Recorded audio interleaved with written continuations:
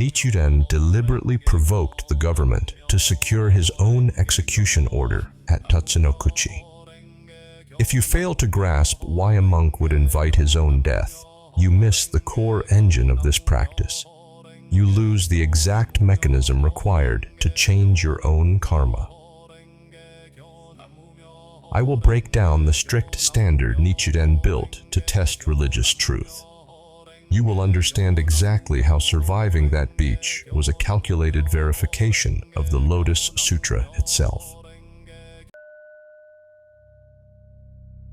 To understand the execution attempt, you first need to look at the apocalyptic reality of the Kamakura period.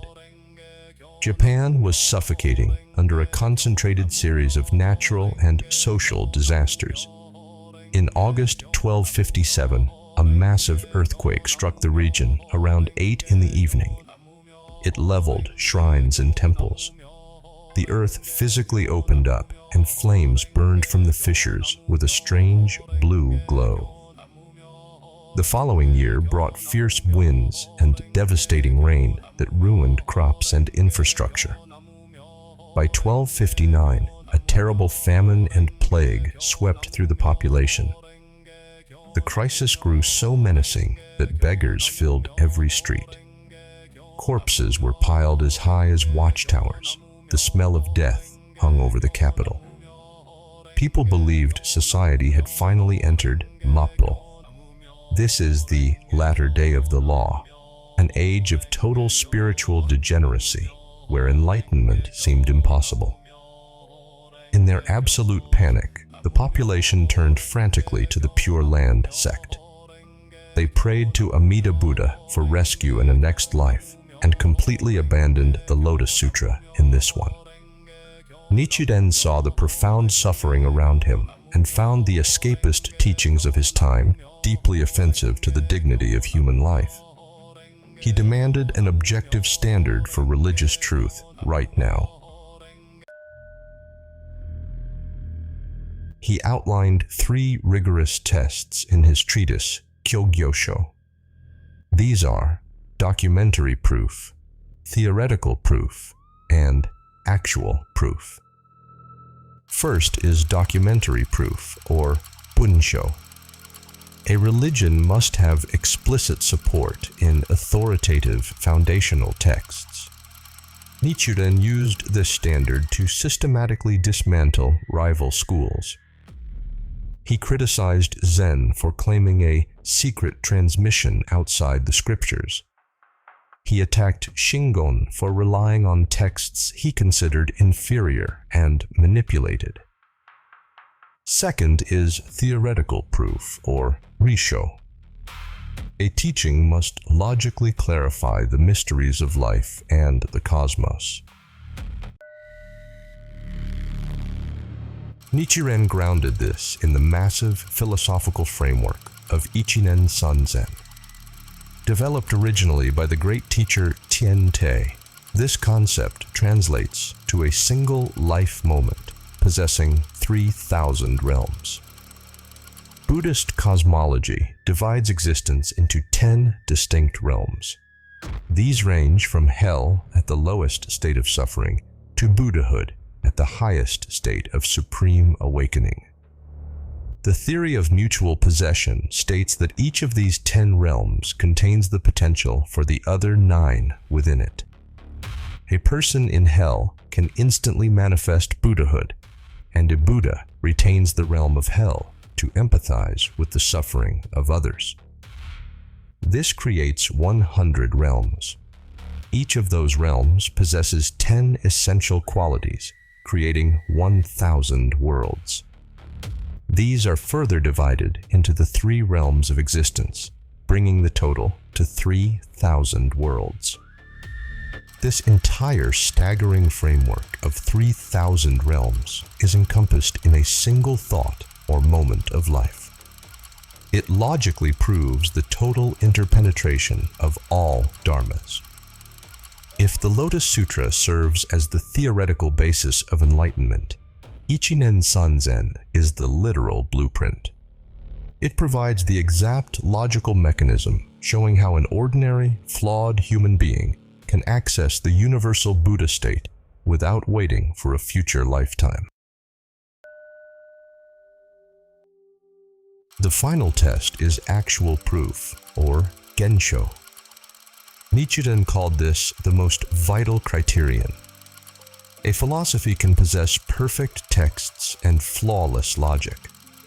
If it fails to actually transform suffering into peace and wisdom in the real physical world, Nichiren argued it is effectively useless.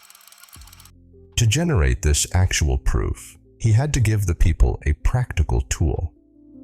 He did not ask them to merely study the blueprint of 3,000 realms. He taught them to activate it through the phrase, Namu-myoho-renge-kyo. You need to understand the literal mechanics of this chant. Namu is a Sanskrit word meaning devotion. It represents the physical action of practicing Buddhism and dedicating your life. Myoho-renge-kyo is the Chinese translation of the Lotus Sutra's title. Nichiren broke down its deeper mechanics to show how it operates on human karma. Myo represents the Dharma nature, which is ultimate enlightenment. Ho represents fundamental darkness and ignorance. Together, Myoho shows that enlightenment and delusion exist as one single entity. You do not destroy your darkness, you illuminate it. Renge means the lotus flower. The lotus is unique among plants.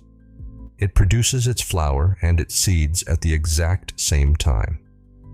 This represents the strict simultaneity of cause and effect. The moment you chant, the cause and the effect of Buddhahood happen simultaneously within your life.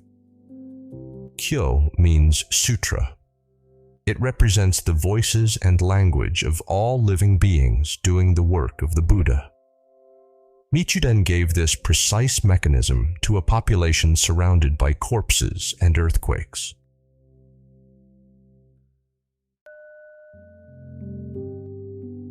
He did not exempt himself from his own testing standard. He applied the 3 proofs directly to his life. He read the Lotus Sutra and saw clear predictions. The text explicitly states that the true practitioner in the latter day of the law will face hatred, exile, and attacks with swords and staves.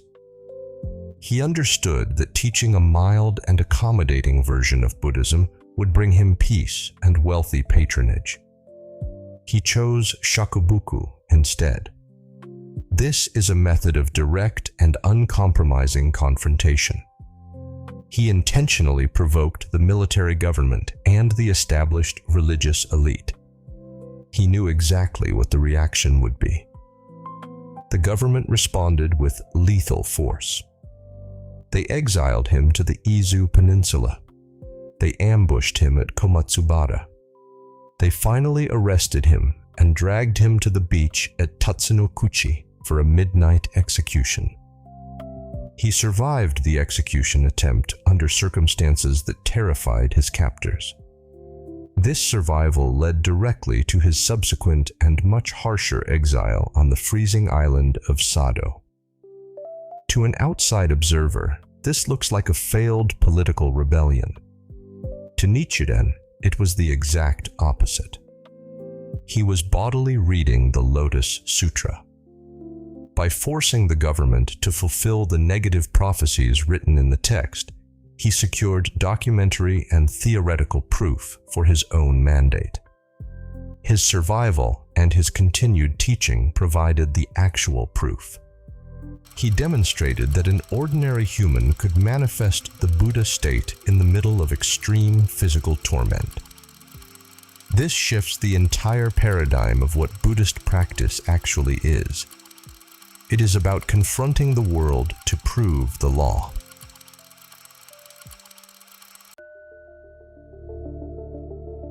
Nichiren did not document his survival at Tatsunokuchi to create a personal myth.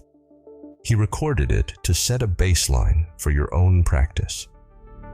If the founder of this Buddhism could manifest actual proof under the literal threat of a severing blade, you are expected to manifest it in your own daily environment. You cannot rely solely on the documentary proof of the Gosho. You cannot simply nod along with the theoretical proof of Ichinen Sanzen. You have to generate actual proof. This means sitting in front of the Gohonzon and confronting your most severe karma directly. You need to understand what you are actually looking at when you face the mandala. Nichiren translated the massive theory of Ichinen Sanzen into a physical object. The graphic arrangement of the Gohonzon is based directly on the ceremony in the air depicted in the 11th chapter of the Lotus Sutra.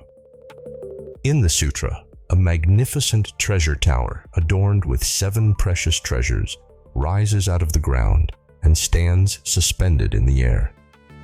This tower is massive. It measures 500 yojana in height, which is roughly the radius of the earth. Nichiren taught that our own lives are exactly like this immense treasure tower. In our daily struggles, our tower is often closed and buried deep in the earth of delusion. Chanting Namu-myoho-renge-kyo to the Gohonzon is the literal act of bringing this hidden treasure tower up from the soil of your fundamental darkness and opening its doors.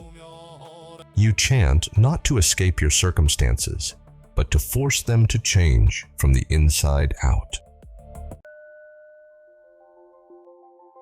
When you realize the execution attempt was a calculated demonstration of the law, your own obstacles stop looking like random punishments. They become the exact raw material you need to prove the teaching actually works. You have to test the practice with the same severity Nichiren did. When you do that, you trigger the specific protective forces described in the sutra. Nichiren survived Tatsunokuchi because he relied entirely on a specific promise made by the 10 demon daughters. These deities, known as the Judasetsunyo, are the 10 daughters of the female demon Kishimojin. In the 26th chapter of the Lotus Sutra, these daughters appeared before the Buddha and made a strict vow. They promised to absolutely safeguard and protect the votaries and practitioners of the Lotus Sutra. Nichiren took them at their word. Their names are written directly on the Gohonzon you chant to every day. Nichiren believed that enduring his intense persecutions, especially surviving the execution attempt on the beach, was the definitive proof of these deities fulfilling their promise to protect the practitioner. They do not protect you from experiencing karma. They protect your life so you can transform that karma into actual proof. I explain exactly who these specific guardians are and how you activate their fierce protection in your own environment in this video right here.